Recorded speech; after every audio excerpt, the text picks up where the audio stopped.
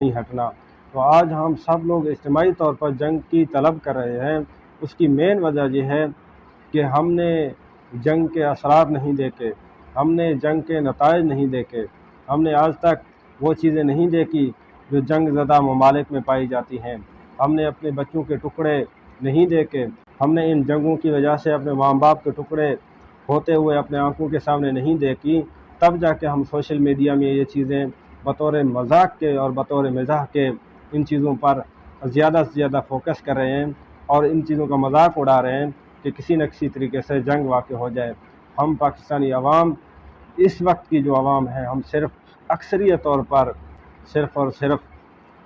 گفتار کے غازی ہیں، ہمارے اندر کردار نہیں پایا جاتا۔ اگر ہم کردار کے غازی ہوتے، ہمیں ان چیزوں کا علم ہو جاتا کہ جنگوں کے کیا اثرات ہوتے ہیں، تب ہم اس طرح بطور مذاق کے بطور مزاح کے چیزیں نہ